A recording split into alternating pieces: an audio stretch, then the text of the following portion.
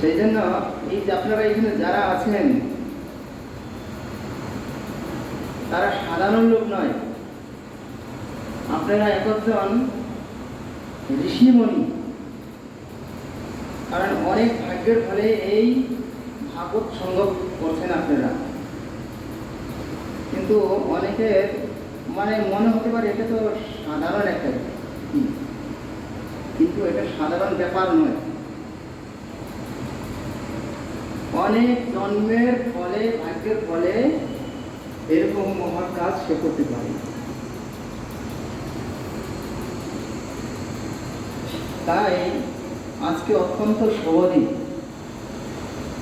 আজকে ভাদ্র মাসের পূর্ণিমা, ভাদ্র পূর্ণিমা, ভাদ্র পূর্ণিমা এই ভাগবত অমৃত হয়েছিল।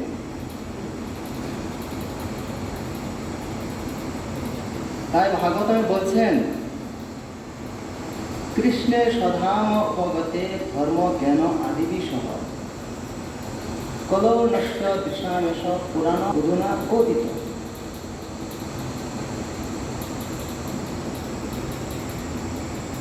কৃষ্ণ যখন তার লীলা সম্বরণ করে ধর্ম ও তত্ত্বজ্ঞান সহ নিজ ধামে গমন করলেন, তখন এই সূর্যের মতো উজ্জ্বল, সূর্য যখন পূর্ব দিকে উদিত হয় তখন সমস্ত অন্ধকার দূর হয়ে যায়। তাই এই সূর্যের মতো উজ্জ্বল শ্রীমদ্ ভাগবতম উদিত।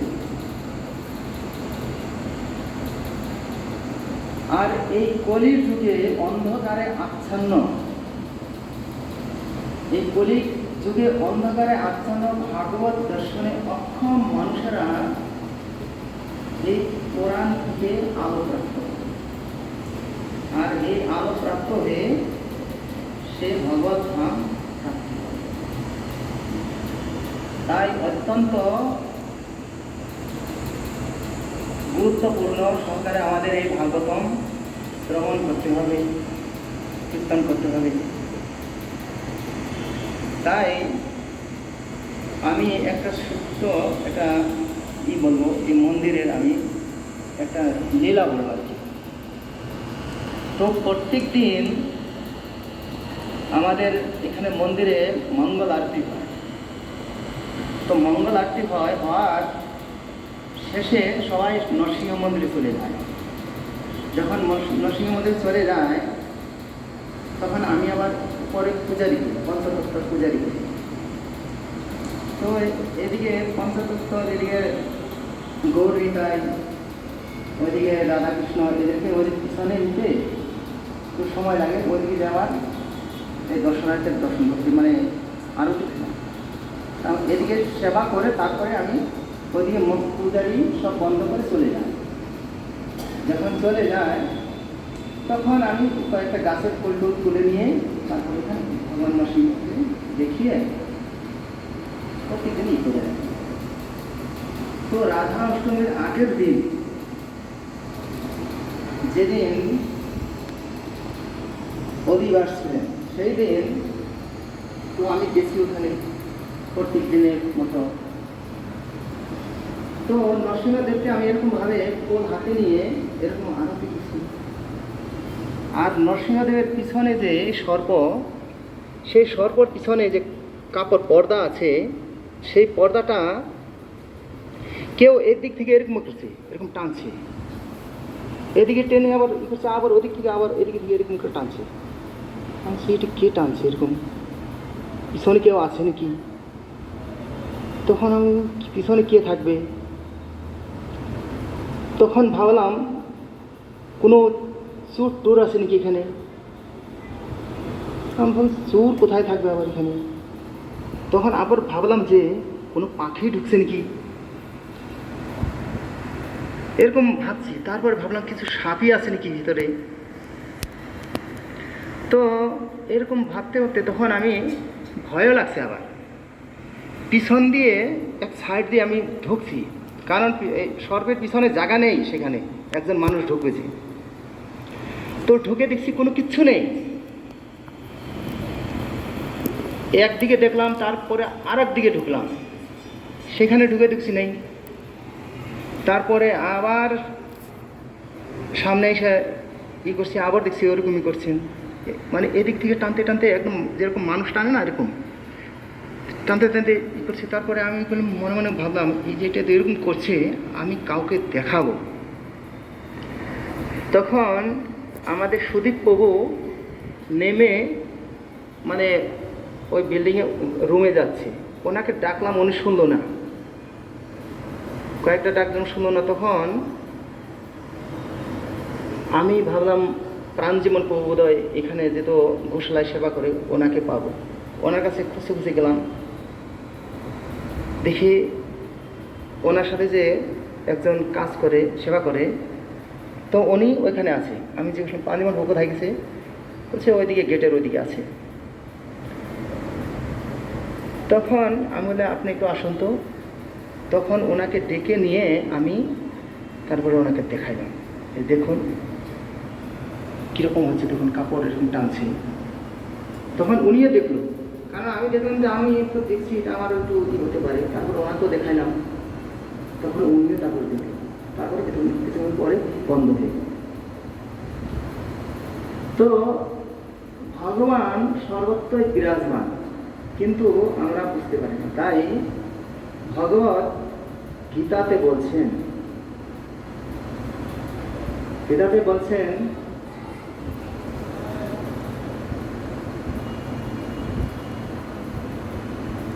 পদ তার হস্তপদ চক্ষু মস্তক মুখ সর্বত্র। তার হস্তপদ চক্ষু মস্তক মুখ সর্বত্র, এবং তিনি সর্বত্রই কর্ণযুক্ত। জগতের সব কিছুকেই পরিব্যাপ্ত করে তিনি বিরাজমান। যেরকম এই মালার মধ্যে অনেক ফুল আছে, কিন্তু ফুল দেখা যায়, কিন্তু তার ভিতরে সুতা আছে, সুতাকে দেখা যায় না। কিন্তু এই ভগবানও সর্বত্র বিরাজমান আছে, কিন্তু আমরা বুঝতে পারছি না। তাই আমাদের কি করা উচিত, ভগবান আছে যে সেটা আমাদের দৃঢ় বিশ্বাস করে নিতে হয়।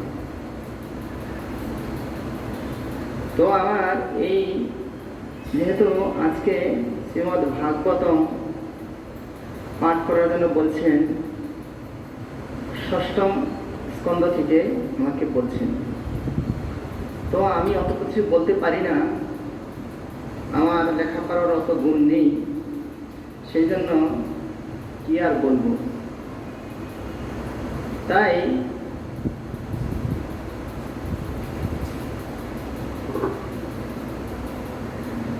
বলছেন যে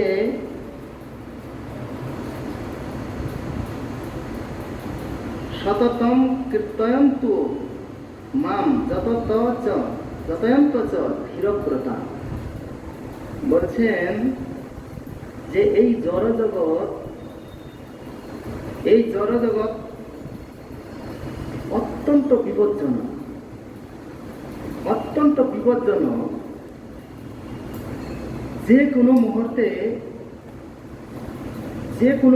যে কোনো সময়ে সে উচ্চ পথ থেকে সে বিপজ্জনক, সে বিচ্যুত হতে পারে। তাই আমরা এই হরে কৃষ্ণ মন্ত্র, যে হরে কৃষ্ণ মহামন্ত্র আছে, এই হরে কৃষ্ণ মহামন্ত্র উচ্চারণ করার মাধ্যমে আমরা এই সমস্ত বিপদ থেকে আমরা রক্ষা পেতে পারি। সবসময় যদি আমরা এই হরে কৃষ্ণ মহামন্ত্রকে আশ্রয় করে থাকি, তাহলে আমাদের আর কোনো বিপদ আসবে না। নইলে যখন তখন আমাদের বিপদ সামনে আসতে পারে। তাই ওঝামিল,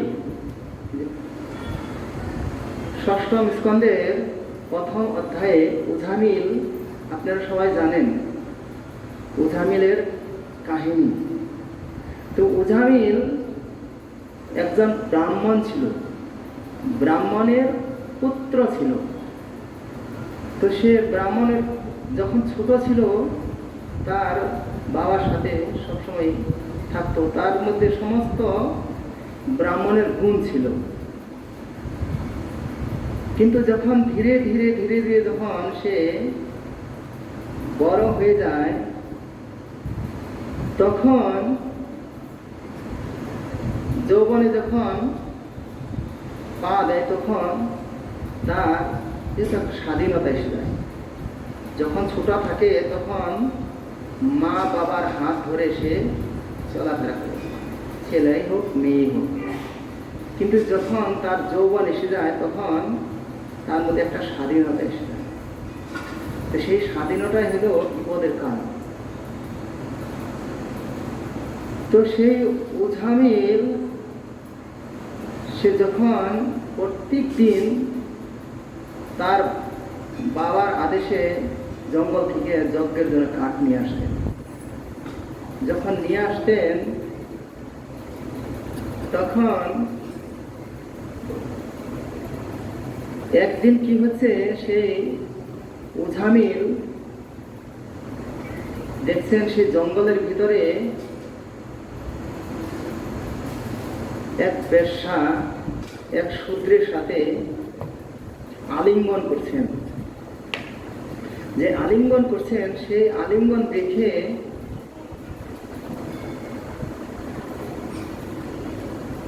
দেখে সে মানে তার মাথা চক্কর, মানে তার মাথা বিগড়ে গেছে, এ কি দেখলাম। এর দৃশ্য দেখে সে তার মাথার মধ্যে সেটা ঘুরছে। বাড়িতে আছে, বাড়ির লোকগুলো বলছে, ভালো কথা বলছে, কিন্তু বাড়ির লোকের সাথে ভালো ব্যবহার করছেন না, কিন্তু তার মাথার মধ্যে অন্য কিছু ঢুকে আছে, সেটাই বারবার চিন্তা করছেন। তো এরকম এক বিভাণ্ড ঋষি, এক বিভাণ্ড ঋষি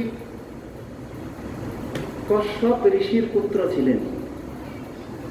সে কশ্যপ ঋষির পুত্র বিভাণ্ডক মুনি। তো অত্যন্ত তেজস্বী সে ঋষি ছিলেন। কিন্তু একদিন সে কি করছিলেন, সে সরোবরের মধ্যে চান করছিলেন। সরোবরে যখন চান করছিলেন, সেইখানে উর্বশী, সেই উর্বশী কি করছেন, সে আকাশ মার্গে যাচ্ছিলেন। যখন যাচ্ছিলেন, যেহেতু উর্বশীদের অপ্সরাদের কাজই অন্যরকম, তো তাদের যে অঙ্গি ভঙ্গি, পায়ের নকুর বাজিয়ে তখন বিষয় হয়ে যাচ্ছে, তখন সেই উর্বশীদেরকে দেখে, উর্বশীকে দেখে সেই বিভাণ্ডক মণি কামাতুর হয়ে গেছিলেন। সেই জলের মধ্যে তখন তার বীর্যপাত হয়ে যায়।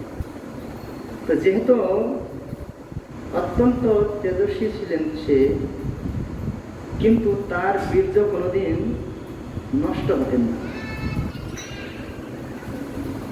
তো সে সরোবরে এক হরিণ আসছে, হরিণ এসে জল পান করতে এসে সেই জলের সাথে সেই বীর্য খেয়ে নিয়েছে। খাওয়ার পর সে হরিণ গর্ভবতী হয়ে গেছে। তো গর্ভবতী হওয়ার পর, কারণ সেই হরিণটাও এক ব্রাহ্মণের অভিশাপে হরিণ জন্ম পেয়েছিলেন। কারণ ব্রাহ্মণের অভিশাপে সে হরিণ জন্ম, যখন অভিশাপ দিছিল তখন বলছিল যে এরকম ভাবে তুমি উদ্ধার পাবে, সে সমস্ত কিছু বলে দিছিল। তো সে হরিণের গর্ভে এক সে ছেলে সন্তান, কিন্তু সেই ছেলে সন্তানের নাম হলো ঋষি শৃঙ্গম। ঋষি শৃঙ্গ, কারণ তার মাথায় একটা শিং ছিল। হরিণের মাথায় যেরকম দুইটা শিং থাকে, কিন্তু তার মাথায় একটা শিং ছিল। কিন্তু সে যে হরিণ, সে জন্ম দেওয়ার পর সে উদ্ধার লাভ করে চলে গেছে। কিন্তু সে জঙ্গলের ভিতরে সেই ঋষি শৃঙ্গ ঘুরে বেড়াচ্ছে। তখন বিভাণ্ডক মণি সে ধ্যানের মাধ্যমে দেখলেন যে এ আমারই ছেলে। তখন সে তাকে নিয়ে খুব যত্ন সহকারে তার আশ্রমে রাখছেন, যেহেতু তার ছেলে। কিন্তু সে কি করতেন, মাঝে মাঝে সে যজ্ঞের জন্য ফল মূল আনতে গেতেন। তখন সে আশ্রমের সমস্ত যজ্ঞের যে তৈরি সমস্ত কিছু সেই তার ছেলে করতেন। যখন করতেন তো ছেলে বড় হয়ে গেছে ধীরে ধীরে। হওয়ার পর তখন অঙ্গদ রাজ্যের এক রাজা ছিলেন, তার নাম হলো লোমপাত রাজা। সে ছিল দশরথের পুত্র, দশরথের মিত্র ছিল, বন্ধু ছিলেন। সেই লোমপাত রাজার রাজ্যে কিছু ব্রাহ্মণ আসছিলেন, ব্রাহ্মণ, কারণ ব্রাহ্মণদেরকে নিমন্ত্রণ করছিলেন। নিমন্ত্রণ করার পর বলছিলেন যে দক্ষিণা দিব, কিছু খাওয়ার কিছু এরকম বলছিল, প্রতিশ্রুতি দিয়ে। তারপরে সে রাজা সেই ব্রাহ্মণদেরকে তাদের প্রতিশ্রুতি পূরণ করেনি। পূরণ না করাতে তখন সে ব্রাহ্মণরা সেই রাজাকে অভিশাপ দিয়েছিলেন যে তোমার রাজ্যে দুর্ভিক্ষ হবে, অনাবৃষ্টি হবে, বৃষ্টি হবে না, ফসল হবে না, তোমার রাজ্যের লোকগুলো খুব কষ্ট পাবে। তো ব্রাহ্মণের অভিশাপে সে রাজ্যে সেরকমই দেখা দিচ্ছেন। তখন সেই অভাবে এখন কি করবেন, সে রাজা আবার সেই রাজ্যে যে ব্রাহ্মণগুলো ছিল সমস্ত ব্রাহ্মণদেরকে ডাকছেন। ডাকার পর তাদের কাছে বলছেন এই রাজ্যের এরকম অবস্থা কিভাবে ঘোচানো যায়। তখন অনেক ব্রাহ্মণরা বলছেন যে সেই জঙ্গলের ভিতরে একজন ঋষি আছে, সে বিভাণ্ড ঋষি, বিভাণ্ড ঋষির পুত্র ঋষি সিংহম। তাকে যদি নিয়ে আসা যায় তাহলে এই আপনার রাজ্যে বৃষ্টি হবে, তাছাড়া কোনো উপায় নেই। কারণ সে অত্যন্ত তেজস্বী ব্রহ্মচারী, তাকে নিয়ে আসলেই হবে। তখন তাকে কিভাবে নিয়ে আসা যায়,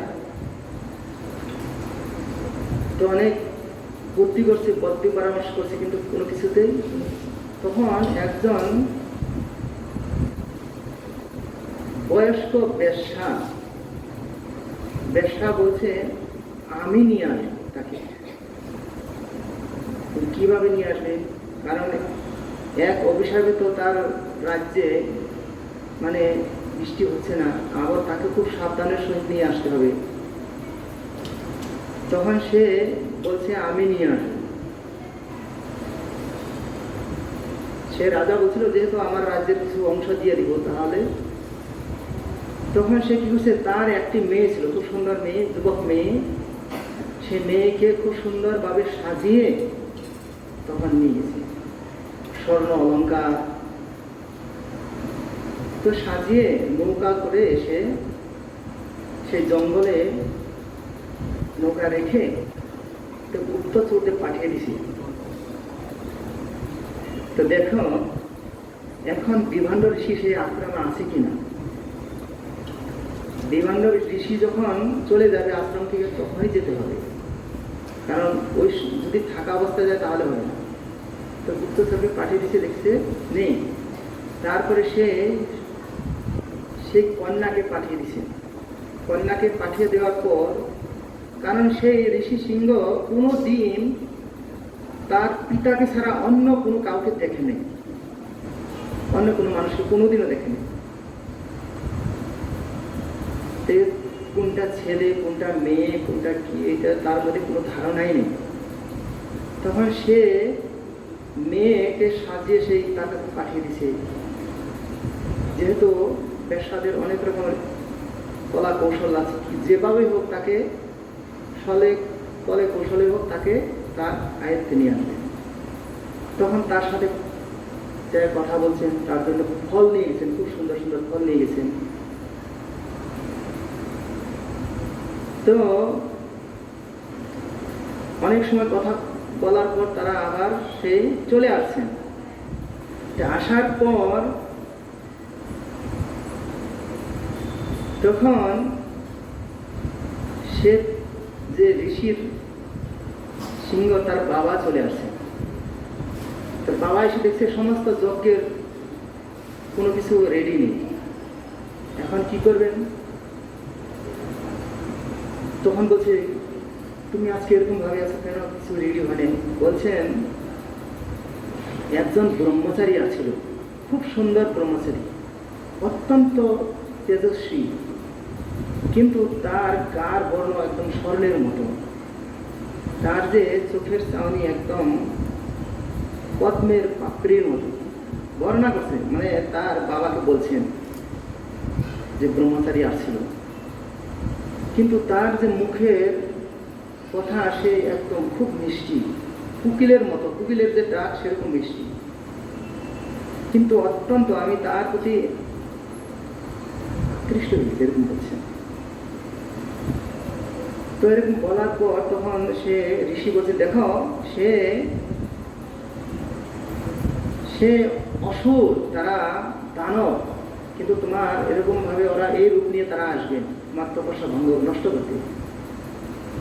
কিন্তু আবারও সে প্রত্যেক দিনের ন্যায় তার বাবা সেই ফল আনতে গেছে, না সেই জঙ্গলে কাঠ আনতে গেছেন, ফল আনতে গেছেন, আবার সেই কন্যা আসছেন। তার কারণ তার প্রতি আসক্তি হয়ে গেছে, কিন্তু যখনই আসে তার সাথে পালিয়ে চলে গেছে। তো তারপরে সে পালিয়ে যাওয়ার পর সে ঋষির দেখছেন, সে তার বাবা আসছেন, আশ্রমে আসছেন, আসার পর দেখছে সে ছেলে নেই, কোথায় গেল। তখন সে রেগে সেই রাজার সেই রাজ্যের দিকে ছুটছে। কিন্তু যেতে যেতে সেখানে তার রাজ্যে কিছু লোক বসবাস করে, প্রজারা, সেখানে কারো বাড়িতে উঠছেন। তো সে তাদের মানে এত আত্মীয়তা, মানে কি এত আপ্যায়ন করছে, আপ্যায়নে সে কি হয়ে গেছেন, মানে মজে গেছেন, গলে গেছেন। এই রাজ্যের লোক এত ভালো। তখন সে আপ্যায়নে, তারপরে সেইখানে তার ছেলে ঋষি শৃঙ্গমের সাথে তার কন্যা ছিল, কন্যার সাথে বিয়ে দিয়ে দিয়েছে। কারণ সে ঋষি যদি শাপ দেয়, বিভাণ্ড ঋষি, তাহলে তার সর্বনাশ, যা বলে তাই হয়ে যাবে। সে ভয়ে কিন্তু তার কন্যা সেই ঋষির সাথে বিবাহ দিয়ে দিয়েছে। আর কি করছেন, প্রথমে সেই ঋষি বলে সেই রাজার কন্যাকে পাঠিয়ে দিয়েছেন, প্রণাম করছেন, খুব সুন্দর করছেন। তো এই করাতে সে তার ছেলে আসেন পিছনে পিছনে। তো তাদের আপ্যায়ন দেখে তারপরে আর অভিশাপ দেন, অভিশাপ না দিয়ে তাকে কি করছেন, তাকে বলে আসছেন, দেখো তোমার যখন সময় হবে, তোমার কার্য সাধিত হইলে তুমি চলে আসবে আবার। তো ওইরকম উজামিল একজন ব্রাহ্মণের ছেলে ছিলেন, কিন্তু যেহেতু ছোটবেলা অত্যন্ত তার সমস্ত গুণই তার মধ্যে ছিল, কিন্তু এক সময় সে এক বেশ্যার দেখে এরকম হয়ে যায়। কিন্তু পরবর্তীতে সে বেশ্যাকে বিবাহ করে, বিবাহ করার পর সেই বেশ্যার সাথে সে সংসার করে। কিন্তু সেই সংসার এত পাপময় হয় জঘন্যতম, মানসিক খুন খারাপি কোনো কিছু আর বাকি নেই। এরকম ভাবে তার জীবন চলছেন, অতিবাহিত করছেন তার সংসার। কিন্তু তার আবার ছেলে সন্তানও হয়েছে অনেক, 10 জন ছেলে সন্তান, কিন্তু তার